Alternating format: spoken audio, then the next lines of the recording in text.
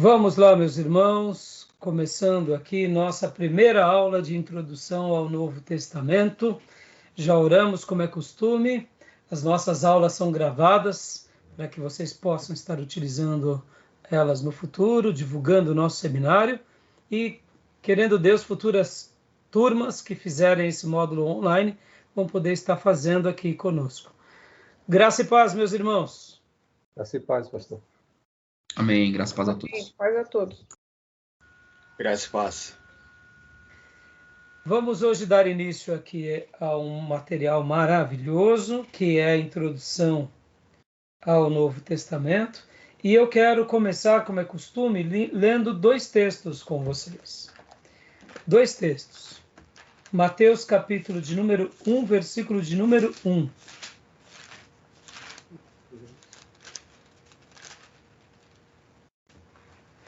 E depois nós estaremos lendo um outro texto. Mateus 1:1. Quem achou pode ler para nós. Mateus 1:1. Registro da genealogia de Jesus Cristo, filho de Davi, filho de Abraão. Amém. E aqui começa aquilo que conhecemos como Novo Testamento. Como dizia um amigo meu, vira à esquerda, o último livro do Velho Testamento é Malaquias. Agora vamos ler Malaquias, capítulo de número 4, versículo de número 5. Pode ler para nós, pastor? Malaquias 4:5. Vejam, eu enviarei a vocês o profeta Elias antes do grande e temível dia do Senhor. E pode ler o 6 também. Ele fará com que os corações dos pais se voltem para os filhos e o coração dos filhos para os seus pais. Do contrário, eu virei e castigarei a terra com maldição. Joia. Olha que coisa super interessante, amados. De Malaquias 4, do versículo 6, que é o último versículo, para Mateus 1:1, há um período de aproximadamente 400 anos, que é o período que nós chamamos e conhecemos como período interbíblico. É um período onde há 400 anos aproximadamente de silêncio profético. Esse período não foi uma exclusividade apenas durante esses dias. Na história do povo de Deus, nós temos outros períodos também de silêncio profético. Nós temos dos dias dos reis, pelo menos 5 décadas ali nos dias do rei Manassés, da tribo do sul. Nós temos um período também de silêncio profético de quase 300 anos, que são nos dias dos juízes, ou seja, é um período bem longo. E nós temos também um período de silêncio profético quando o povo de Deus vai para o Egito. Logo depois que Jacó desce com seus filhos, com suas noras, com seus netos, se encontra com José, e lá se estabelecem na terra de Gozém, e por lá ficam por volta de 400 anos. Nesses períodos também nós não temos profecias. E é interessante que quando nós pensamos no período interbíblico, nós achamos que o período de silêncio profético só foi nesse período. Não, não foi. No entanto, por que há um destaque? E por que esse assunto do período interbíblico entre o Velho Testamento e o Novo Testamento será a pauta da nossa aula durante esses dias, e nós estaremos iniciando a introdução ao Novo Testamento com ele. Porque, de fato, esse período de 400 anos vai ser muito importante para a gente compreender o quê? O Novo Testamento. As transformações que acontecem na cultura, na sociedade, em Israel, no mundo, em todas as dimensões políticas, econômicas, impérios, principalmente voltando-se para o povo de Deus e voltando-se principalmente para o grande advento de todos, que é o Cristo. Então, esse período, que é o período de 400 anos, que é o período interbíblico, por isso que hoje eu fiz questão de ler aqui, porque geralmente, quando nós pegamos Malaquias e passamos para o Novo Testamento, geralmente na maioria das Bíblias acontece isso. É uma folha que separa um testamento do outro. Então, uma pessoa que ela não tem noção do que isso representa, ela acha que é um período que se encerra e começa-se outro período. E é curioso que Malaquias, quando termina o seu capítulo 4, no versículo 5 e 6, ele fala sobre um profeta que viria. E esse profeta nós sabemos que é João Batista. Então, quando começa o Novo Testamento, logo na sequência, e o Novo Testamento já se inicia com esse profeta profetizando, a impressão que dá para um leigo é que houve apenas a transição de um período para o outro, de alguns anos, ou quem sabe algumas décadas. Mas somente quando realmente gastamos tempo numa matéria como essa, que é de introdução, que nós entendemos que essa folha de seda, no caso das nossas Bíblias, ou essa folha digital, no caso das nossas Bíblias digitais, ela não é apenas um período simples, elas são 400 anos. E também uma outra coisa importante e relevante aqui. Nos silêncios proféticos no Velho Testamento, eles acontecem, eu diria, em períodos diferentes. Por exemplo, quando Moisés começa a escrever a Bíblia, e ele registra a história dos patriarcas, vai mostrando as revelações, as biografias, o contexto histórico, as suas peregrinações, tudo que Deus vai revelando para eles, Moisés vai escrevendo, e logo depois de Moisés, então a gente, vamos dizer assim, nós temos um material bem farto, um material bem significativo, porque ele é o libertador do povo de Deus do Egito, ele é aquele que recebe as leis, ele prepara Josué e a geração de Josué para a conquista, vem Josué e conquista a terra, distribui a terra, Josué também registra a sua história, ou seja, essa geração ou essas gerações tiveram um material escrito bem farto. Quando entra naquele período de 300 anos de silêncio, 300 e poucos anos de silêncio, quando eu falo que há um silêncio profético, é porque não houve profetas que escreveram, mas houve acontecimentos divinos. Quais foram? O levantamento dos juízes. Então, aqueles juízes que não foram apenas legisladores, eles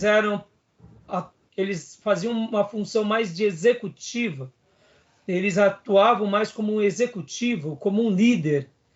Eles eram juízes porque eles executavam as leis de Deus, conduziam o povo de Deus a partir das leis. Então, eles eram juízes. Então, não houve uma revelação profética de escrever textos, mas houve uma manifestação divina. Então, não houve um texto sagrado propriamente dito, mas houve uma manifestação com Gideão, Sansão, e com Jefté, e com outros homens, e inclusive com uma profetisa, que também se tornou juíza. Olha que interessante.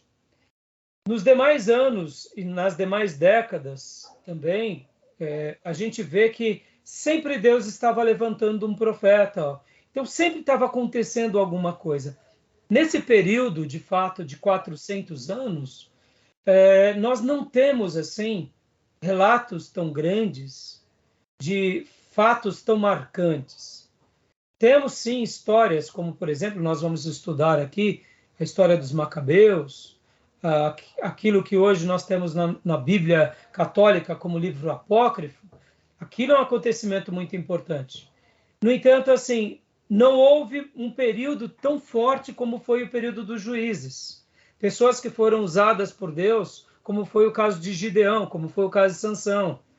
Então, o povo de Deus se manteve firme, se manteve forte em seus acertos e erros. Deus continuou dando graça àquela geração, mas não deixa de ser um silêncio profético. Não deixa de ser um momento de quietude profética. Bem parecido com aquilo que aconteceu lá no Egito, enquanto eles desceram para o Egito e ficaram uns 400 anos. Um período de silêncio. É curioso que esses momentos de silêncio... Opa, tá tocando um telefone aí, irmãos? Quem quer? Deixem no mudo, por gentileza. Joia. Como eu ensinei no módulo passado, o fato de não ter uma profecia ou um profeta não significa que não tinham sacerdotes. Não significa que não tinha culto, não significa que não tinha adoração. Estão entendendo? Fato normativo sempre vai, vamos dizer assim, pensem assim, os pastores de Israel continuavam trabalhando. Havia culto, havia adoração. Eles estavam buscando as profecias. Isso não quer dizer que não havia culto. Houve um silêncio profético, todo mundo desviou. Não, não é bem assim. Estão entendendo? Aquelas questões ordinárias, no sentido de ordem, a cada sábado, a cada período, a cada festa, o povo se juntar, os sacerdotes fazerem os sacrifícios, os levitas servirem, as tribos se reunirem, peregrinarem até Jerusalém, adorarem a Deus, depois regressarem, adorando a Deus, tudo isso aconteceu. Como aconteceu, eu acredito, lá no Egito, naquele período de quase 400 anos.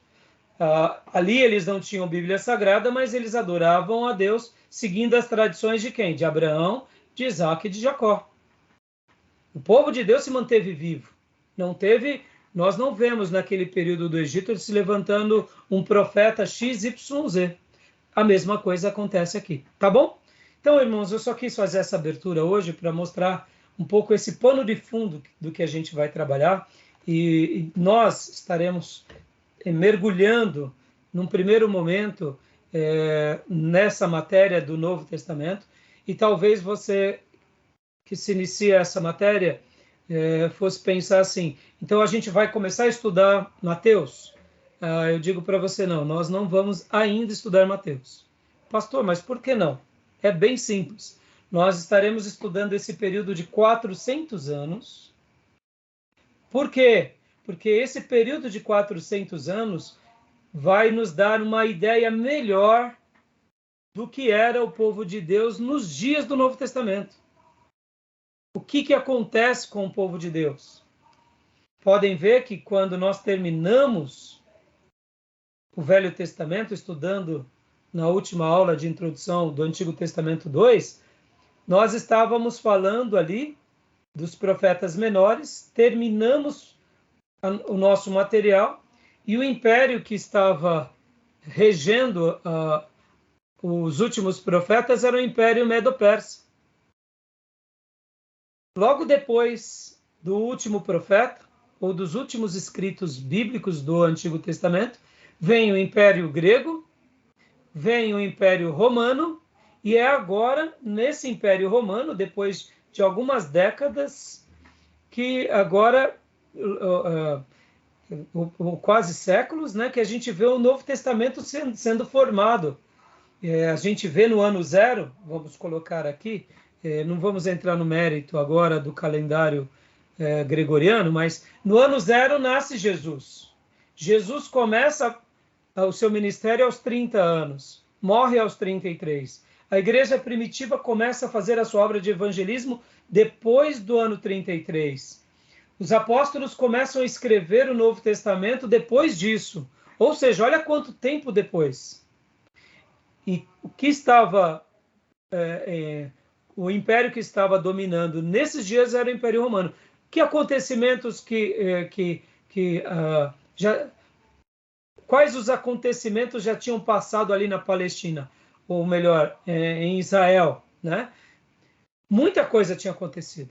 Tinham surgido grupos religiosos, revolucionários, surgiram grupos como, por exemplo, o Novo Testamento vai mostrar os saduceus, vai mostrar, por exemplo, os escribas, que já num outro formato, vai mostrar os fariseus, Nós vemos que Esdras era um escriba, mas o escribismo nos dias do Novo Testamento já tem uma outra performance, diferente do escribismo nos dias de Esdras. Olha que interessante.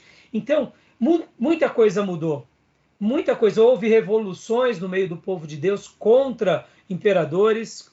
Então, assim, é muito interessante essa abordagem, e por isso que nesse primeiro momento nós vamos estar trabalhando no livro que é esse do pastor Enéas Tonini, que tem como nome O Período Interbíblico. Esse é o meu livro antigo, já tem uma nova edição. Júnior, você tem a sua nova edição aí, não tem, Júnior? Tem. Minha nova edição, capa dura. Pode mostrar para nós? Eu não estou com ele aqui. Depois do intervalo você mostra, tá bom? Eu mostro, sim. Tá joia.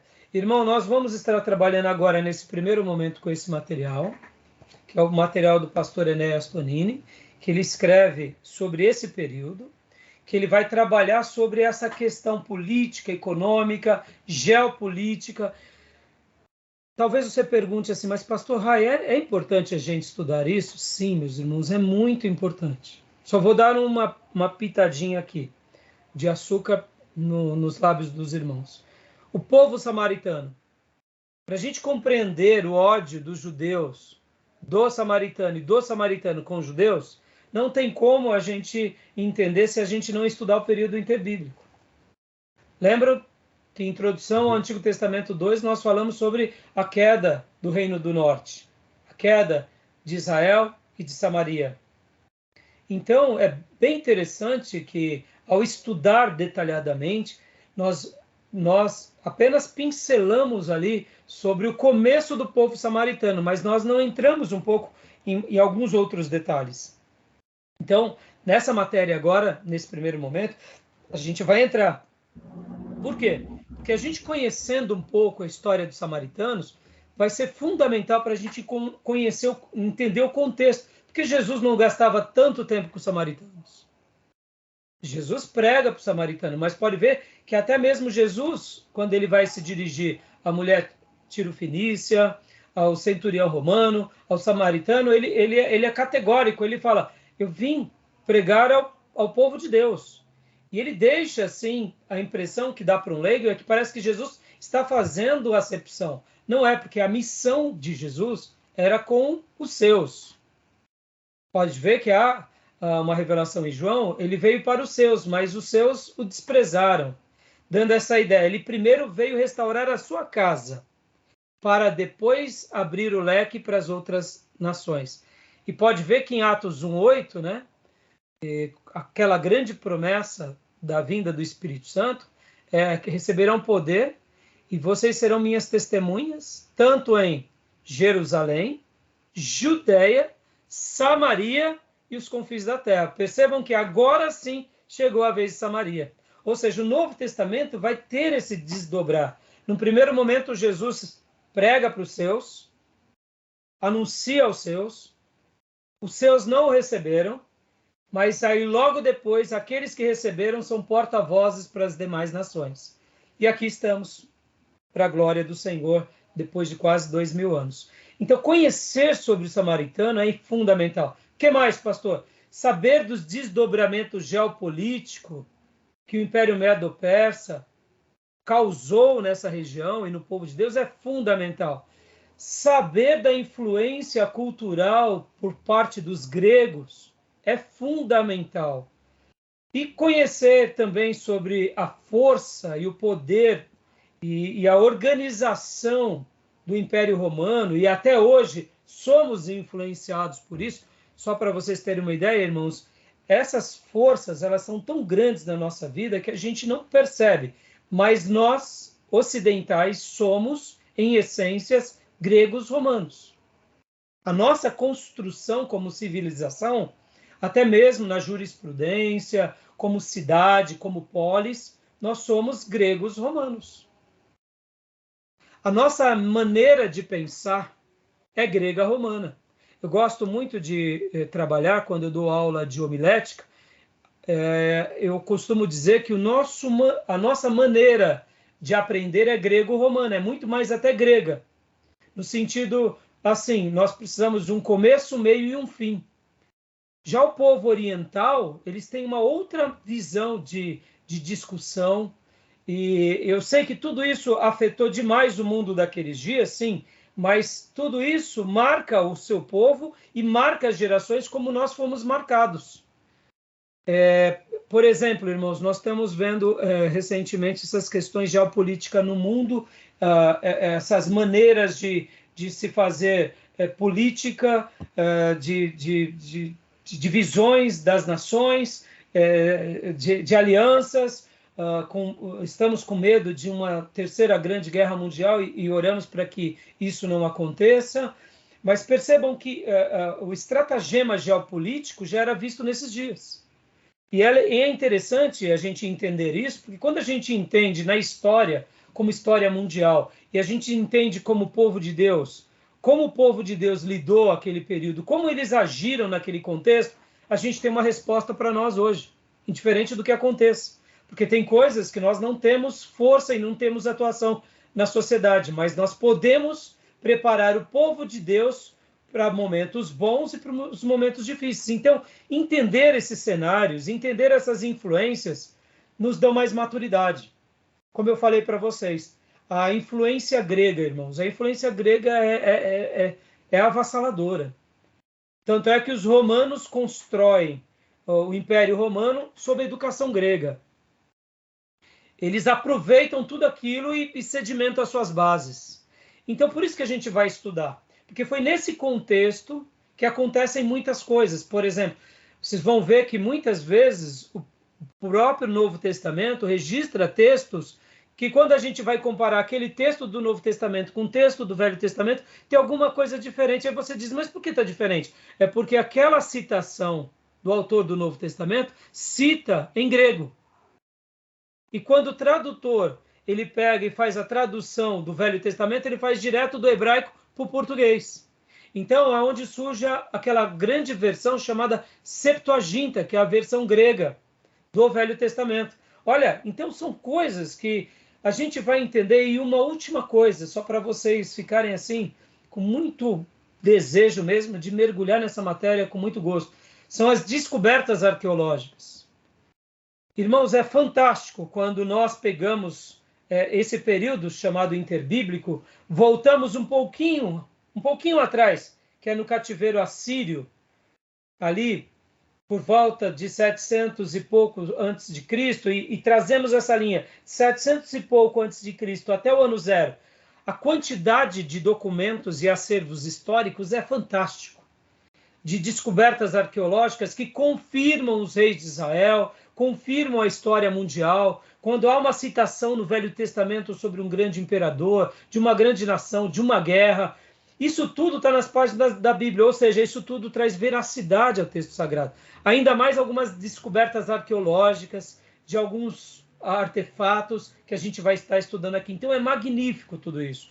E aí, depois que passarmos pelo período interbíblico, a gente vai entrar, aí sim, no Novo Testamento propriamente dito. E aí, pastor, e documentos arqueológicos do Novo Testamento? Irmãos, aí a gente vai ter muita coisa.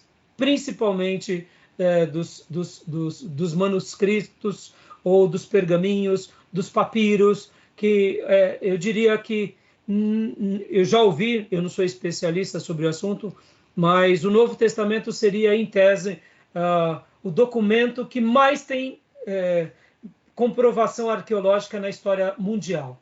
Nada se compara a ele. Alguém já disse que, por exemplo, quando vamos estudar as histórias de Sócrates, Platão e Aristóteles, você tem algumas citações antigas dele. E essas poucas citações já dão credibilidade de que eles existiram. Se tratando do Novo Testamento, irmãos, nós temos assim uma quantidade tão vasta de documentos, de descobertas, de comprovações que só aí, irmãos, era para os arqueólogos e para os historiadores baterem palma de pé, porque a quantidade de documentos é muito grande, mas é muito grande, tá bom? E a gente vai estudar principalmente os livros propriamente ditos na mesma premissa, que é de introdução, trabalhando sempre naquela premissa de quem foi o autor, qual foi o contexto, a data, o tema do livro, o propósito, o público para quem ele enviou, qual era o contexto econômico, social. Então, assim, vai ser muito agradável. Tá bom, meus irmãos? Tudo bem? Joia, alguma dúvida até aí? Alguma pergunta? Maravilha, então. Então, agora eu vou passar para vocês aqui o nosso programa de aula, tá bom? Vou passar para vocês aqui o nosso programa de aula.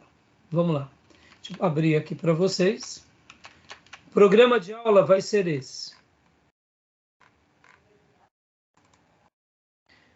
Como vocês sabem, nossa Casa de Profetas aqui segue na íntegra tudo aquilo que um dia eu aprendi do próprio Seminário Batista Nacional Ernesto Nini. Seminário Teológico Batista Nacional Ernesto Nini. Então, na realidade, somos filho mais novo do STBnet e nós, então, seguimos as mesmas doutrinas batistas nacionais. E eu costumo ser sempre assim muito fiel àquilo que eu aprendi com o pastor Enéas e com o Dr. Paulo, e vou fazendo apenas algumas adaptações daquilo que eu acredito que possa aplicar melhor aqui para nós. Mas se vocês pegarem a ementa, né, o programa de aula de introdução ao Novo Testamento 1 e 2 do STBnet, vocês vão ver que é muito próximo, geralmente a gente muda poucas coisas. E aqui eu quero até, antes de ler aqui, irmãos, até deixa eu fazer um comentário aqui. Só fazer um comentário aqui para vocês. Eu tenho uma alegria muito grande hoje de estar dando esse módulo para vocês, porque enquanto eu pensava sobre essa aula, eu me recordei que quem foi o meu professor de Novo Testamento 1 e 2 foi o nosso saudoso pastor Ernesto Nini. Eu pude ter aula com ele e foi uma honra poder ter sido aluno dele nos anos, ali na década de 90. Eu entrei no seminário nessa década e me formei em 93. Então, foi muito, muito legal porque ele deu aula para nós, ele era a primeira aula do sábado. 8 horas em ponto começava a aula dele. E a aula dele, ele sempre gostava de usar um cachemir aberto. Se não me falha a memória, era marrom. Ele usava luvas, porque ele tinha alergia ao giz. Por gentileza, não mexam no modo aqui, não. Por favor. Deixa-se isso. Que senão vai mudar a configuração. Tá bom? O que acontece? Ele usava cachemir. Ele usava uma luva, porque estava dando alergia. Naqueles dias ele estava com 70 e poucos anos, ainda não era 80. Ele estava fazendo quase 50 anos de pastorado, jubileu de ministério. Pouco tempo depois ele fez. E ele tinha um fichário. Eu tenho meu fichário lá em cima. Ele dava aula com os fichários. E ele era muito convicto, muito sábio. E nós, assim, tivemos a honra de ter as aulas com ele. Então, durante esse período, eu vou estar também fazendo várias citações das aulas dele em loco, né, que eu anotei também, porque como era uma aula muito rica de informação, eu tomava muitas notas, e eu tenho muitas notas dele. Segunda coisa que eu quero dizer aqui de antemão e deixar uma honra aqui e prestar honra, é que nós estaremos aqui seguindo o material do professor pastor Jair. O pastor Jair, ele é um professor do seminário, Jair Ribeiro. Ele é um mestre, assim, foi um excelente discípulo, eu diria, do pastor Ernesto Nini. Eu não sei se ele teve aula com o Ernesto Nini, mas as aulas do Novo Testamento do pastor Jair são excelentes. Então, nós estaremos também aqui usando todo o material dele. Então, tudo que eu já passei para vocês nos grupos nossos fechados é do professor Jair. Estarei dando também para vocês materiais do Saião. Estarei passando para vocês também material do pastor Jorge, ou melhor, do pastor Pedro, do STBnet, e também da professora Márcia. E se eu achar por bem de passar algum outro material, eu passo para vocês. Mas eu queria aqui, de antemão, né, deixar aqui minha palavra de gratidão. Em primeiro lugar, ao nosso saudoso mestre, que pôde me ensinar, e é uma honra hoje estar passando para vocês o que um dia ele passou para mim.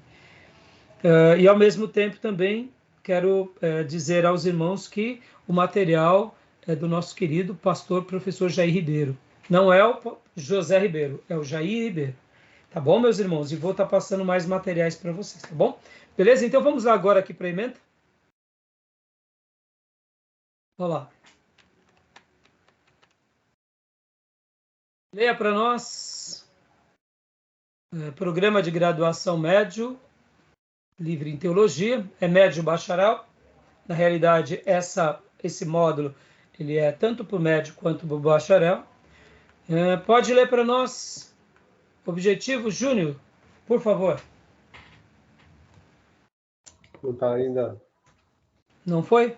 Não foi ainda. Para algum outro irmão já foi? Não. Não? Então, pastor, tá naquele formato lá da escadinha e as nossas... Não, para mim aqui não tá, não. Eu já mudei. Tá nessa escada, hein? Então, vamos lá. Mudou? Não, ainda não.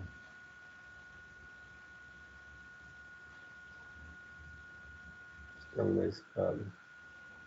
Agora foi para a escada. Vamos tirar da escada. Se alguém mexeu, eu sei que muitas vezes mexe aqui e acaba que altera para todos, sabe? Uhum. E agora? Continua. Mudou? Não. Ainda permanece. Vocês podem clicar no exibir de vocês e coloquem, tiquem o modo de exibição em grade.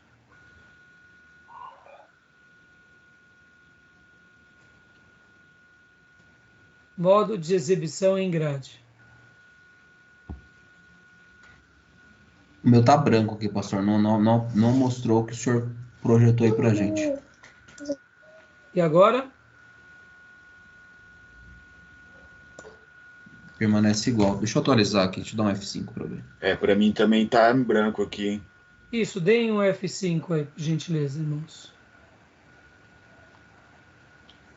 Não alterou?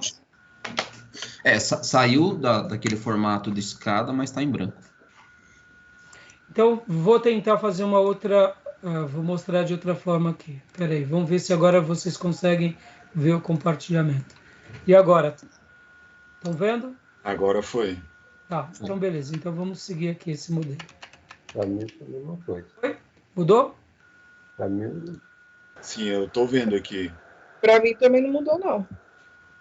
Estamos todos na escada. É mesmo? Então... Para mim tá normal aqui. Eu tô na escada também. Então... O meu estava na escada, mas o pastor Raí mencionou. Como? É que tem que ir lá no modo de exibição em grade. Se alguém, não sei por que razão, tem hora que acontece isso, sabe? Alguém deve ter habilitado sem querer e aí alterou de todos. Bom, não tem problema nenhum. Aqui, vocês estão vendo agora essa tela aqui, o programa? Não? Sim, eu tô vendo. O senhor compartilhou agora o texto. Isso. Irmãos, estão vendo?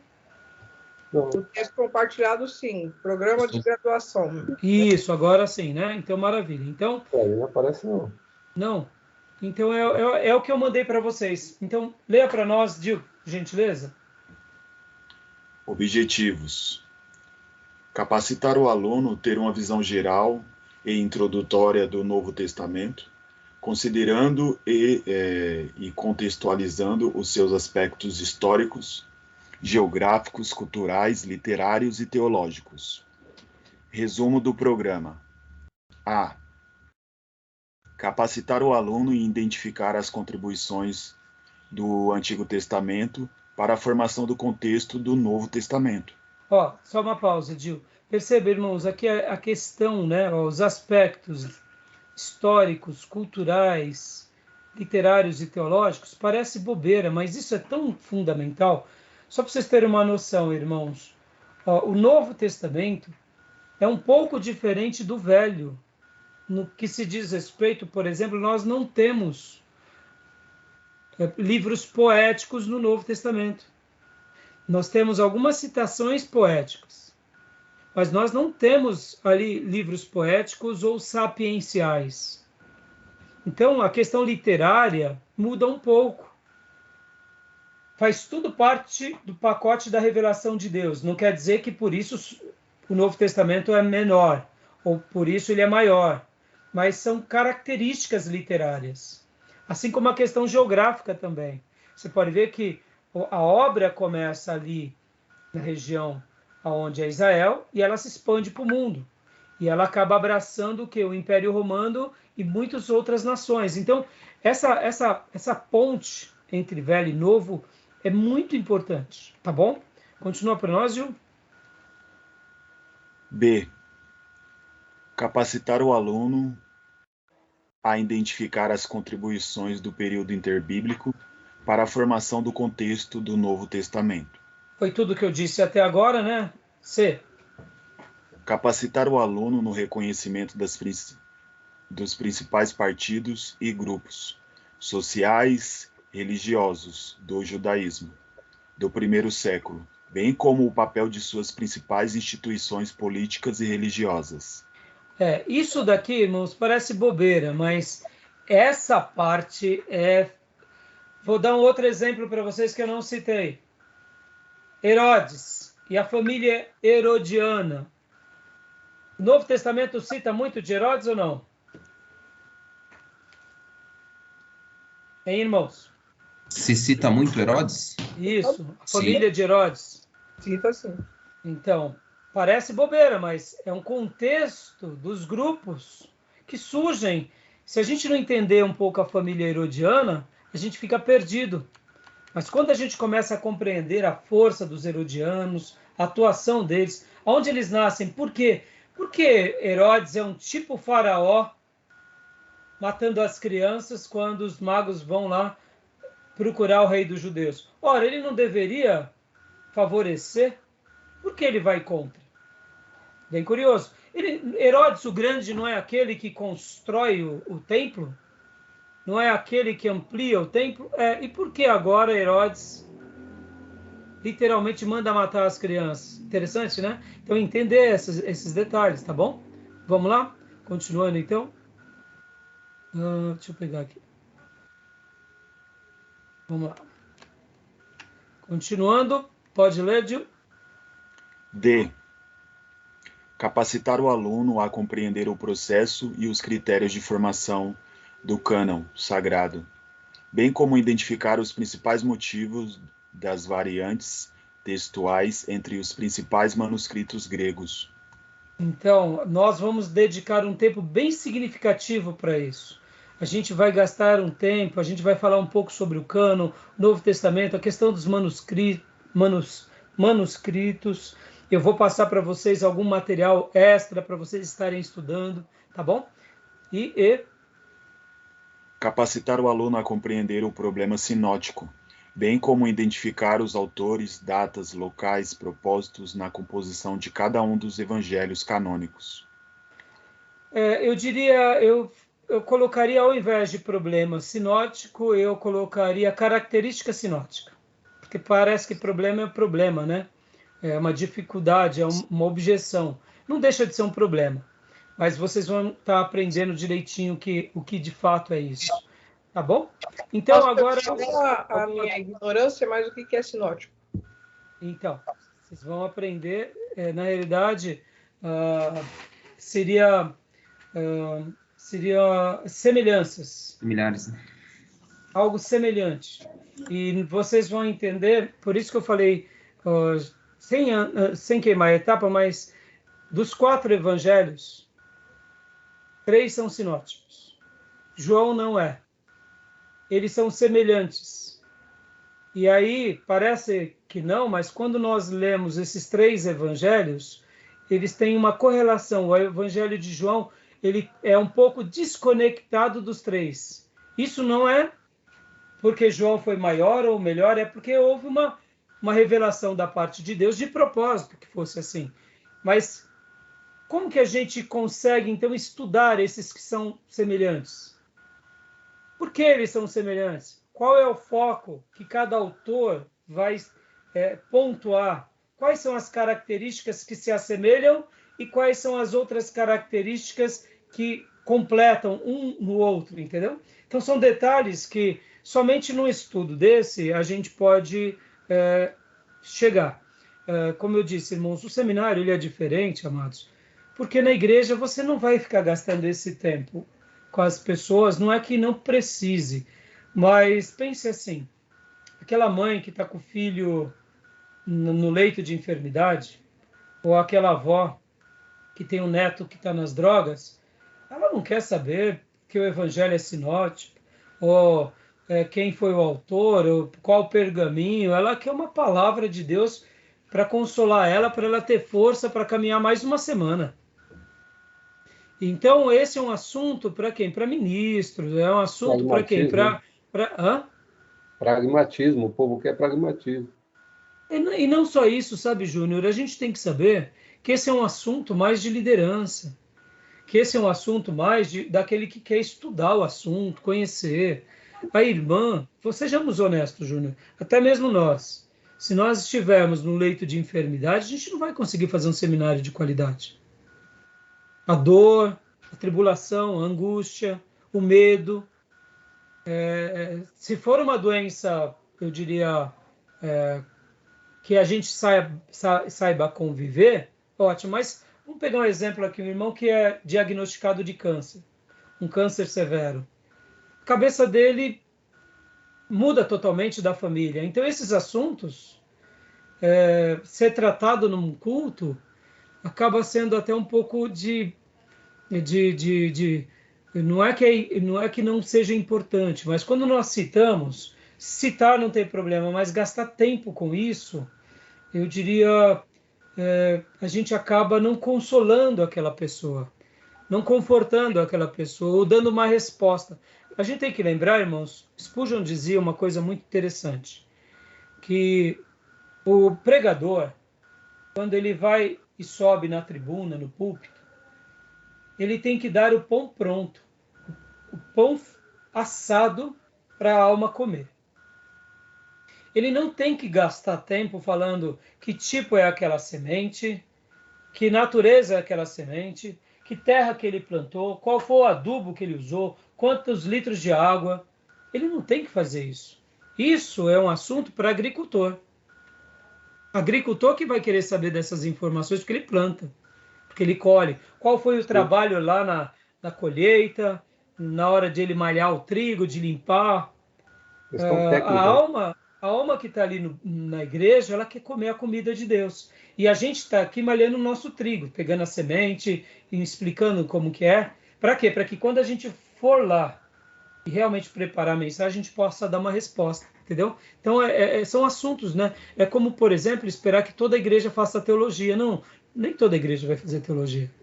A igreja tem que ser teológica, ela tem que acreditar na Bíblia, ela tem que ser profunda na Bíblia.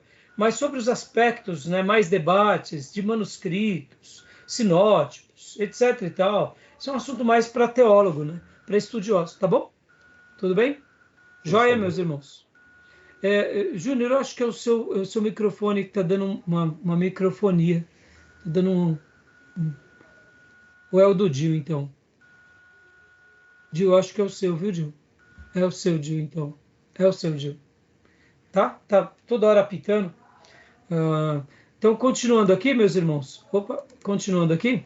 Agora, entenderam essa parte? Resumo do programa? Agora o programa, irmãos, rapidamente. Contribuição ao Novo Testamento do período dos impérios mesopotâmicos, assírios, babilônicos, medo-persas. Contribuição ao Novo Testamento do período grego-macedônio. O Império de Alexandre o Grande, Ptolomeus, Seleucidas. Aqui eu esqueci de apagar essa parte, desculpem. Aqui não preciso, né? Esse daqui é da professora Aparecida. Quem deu essa aula para vocês foi a professora Aparecida, tá, irmãos? Não esqueci de apagar. Então, nós estaremos durante essas primeiras aulas trabalhando sobre esses pontos, nessa ordem, tá, irmãos? 3. Contribuição ao Novo Testamento do período Macabeu. Olha que interessante. Surgimento dos Macabeus, a dinastia Asmoniana. Olha só. Contribuição ao Novo Testamento do Império Romano, do período romano. Sociedade e família romana. Dinastia Herodiana. Pode ver, ó, dinastia Asmoniana e dinastia Herodiana. Sociedade judaica. Então, depois eu apago essas datas aqui. Instituições judaicas. Formação do cânon e manuscritos gregos do Novo Testamento. O Jesus histórico. E aí vem introdução aos evangelhos. Aí vem o problema sinótico. Aí vem o evangelho de Mateus, Marcos, Lucas e João. Tá bom? Então, você vê que nós, na introdução ao Antigo Testamento 1, vamos gastar um tempão nesse período que chamamos interbíblico, nesse pano de fundo, para depois entrar nos evangelhos. Pastor, puxa, por que a gente já não entra nos evangelhos? Vocês vão ver, irmãos, vai ser uma delícia aqui. A gente entender isso, não tenha isso como um demérito, tá?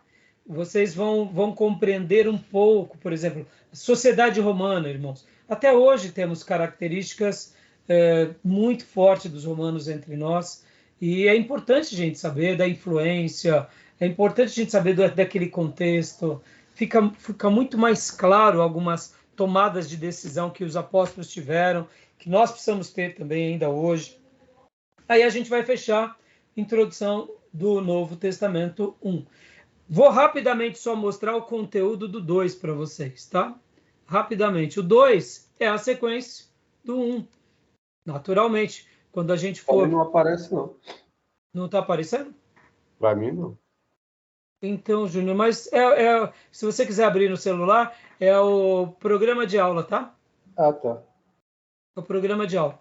No 2, vai ser praticamente a mesma coisa, mudando pouca coisa do resumo do programa, e aí a gente vai para quê? Para a vida de Paulo, né? Aí depois a gente vai para as cartas paulinas, e geralmente não dá para ir em todo o Novo Testamento, mas a gente vai correr para tentar fazer todo o Novo Testamento.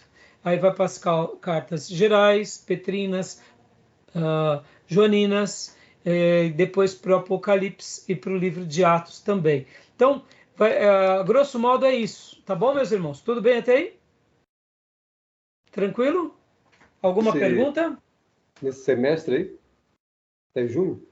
Não, a gente vai agora.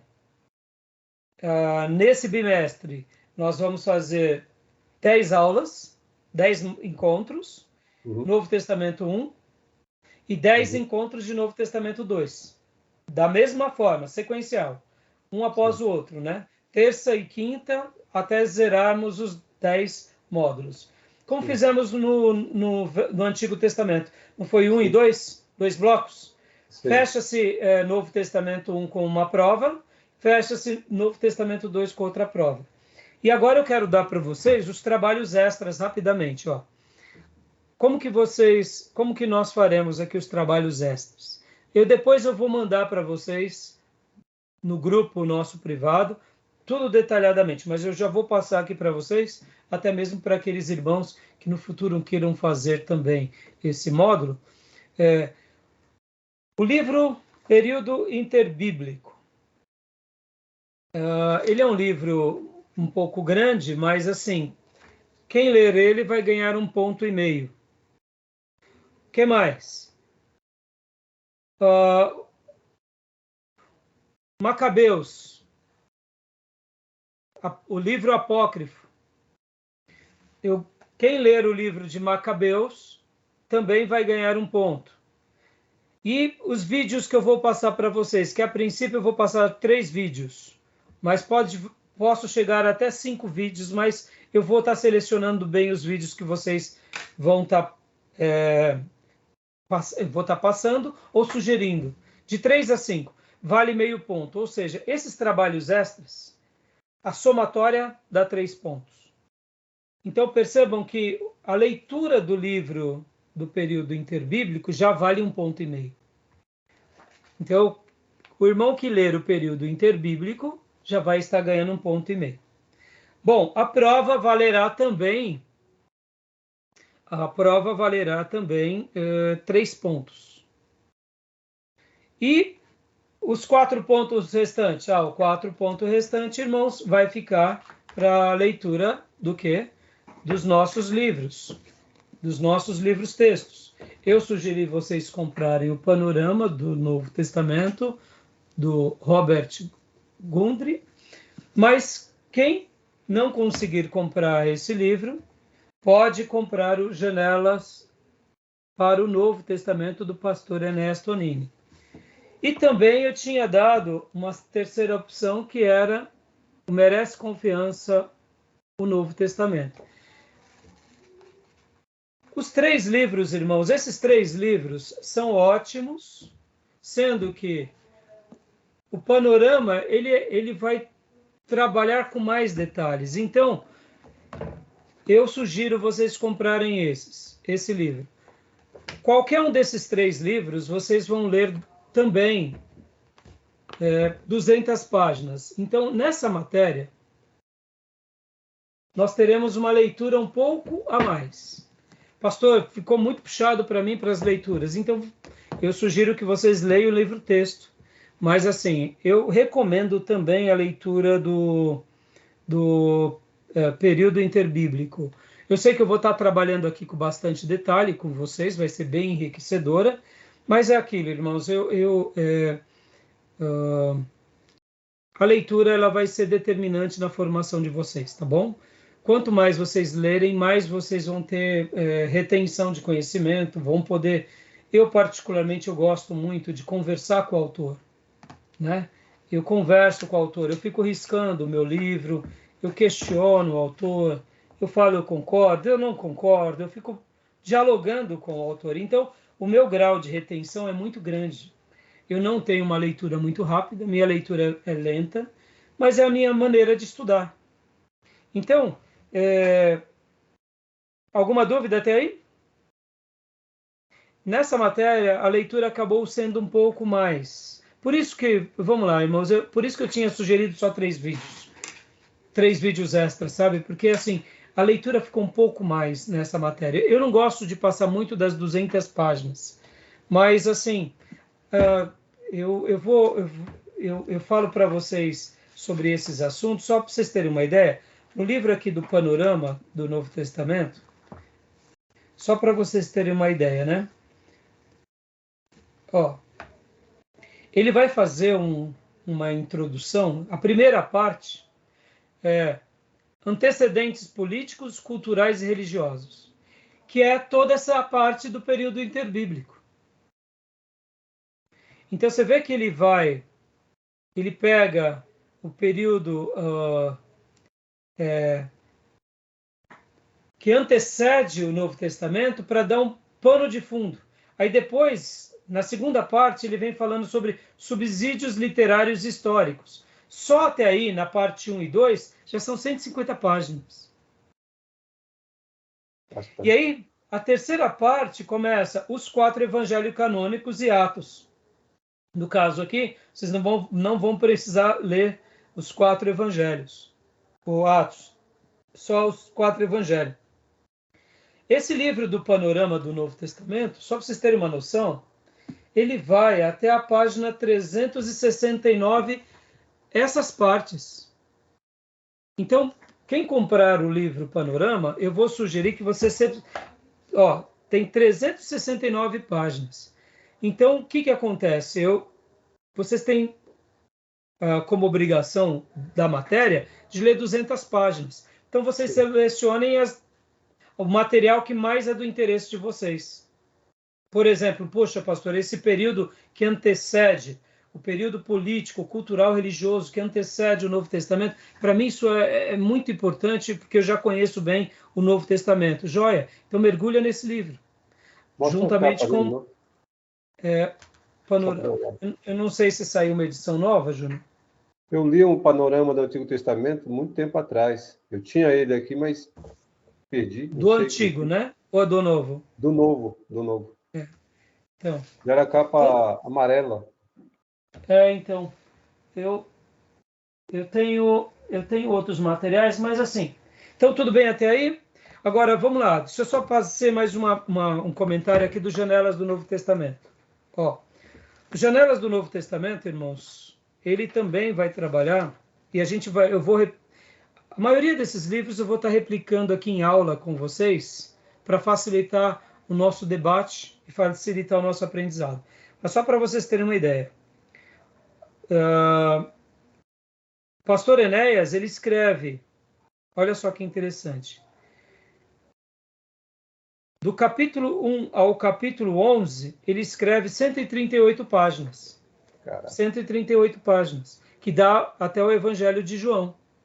Então, você viu que aqui nesse material não dá as 200 páginas. Mas percebam que são bastante coisas. Então, por exemplo, não tem problema. Se leu esse material aqui de 100 e poucas páginas, a gente vai complementando, porque nessa matéria a gente vai ter que ler um pouco mais. Tá bom, meus irmãos? Okay.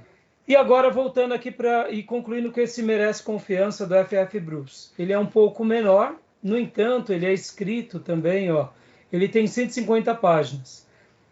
Todos esses materiais, irmãos, eles se completam. Porque é aquilo que eu já venho trabalhando com os irmãos. O que um autor pontua, o outro, naquele assunto, ele acaba divagando mais, ele acaba, eu não digo divagando por devagar, ele acaba trabalhando mais. Como eu falei para vocês, o livro do Robert Gundry, ele trabalha mais, ele já faz um mix do livro do pastor Enéas Tonini com o período interbíblico. Essa obra do Enéas Tonini poderia estar aqui, ser uma obra só. Vocês estão entendendo, irmãos? Então, tudo isso vai ser enriquecedor. Tudo bem até aí? Joia? Ficou claro? Alguma dúvida? Bom. Beleza? Então tá bom. Então agora eu vou fechar a nossa gravação aqui. E agora a gente vai começar no próximo bloco com o material já do professor Jair. E a gente já vai mergulhar no material do professor Jair. Irmãos, o material do professor Jair também tem muito material extra de leitura. Tudo que vocês puderem ler, irmãos, vai enriquecer demais vocês.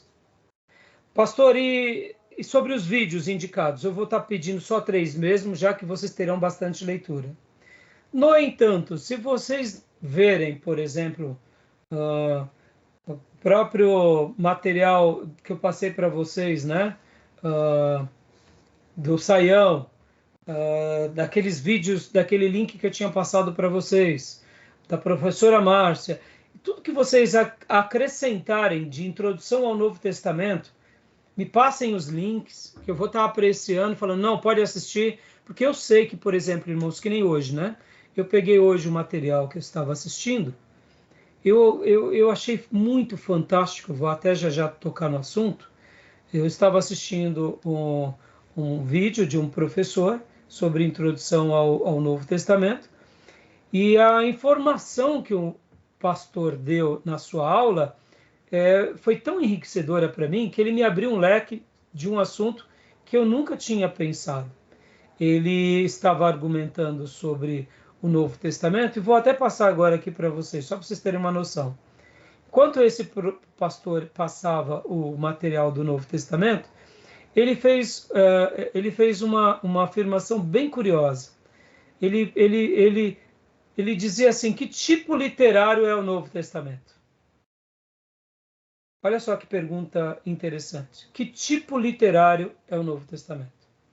Então vamos fazer assim. Eu vou fechar esse bloco, vou abrir outro bloco com essa ideia desse professor e logo na sequência a gente vai para os slides do professor Jair, tá bom? Combinado? Tudo bem? Alguma dúvida, alguma pergunta? Alguém quer fazer alguma pergunta agora? Não? Podemos então encerrar? Fechado? Então tá bom.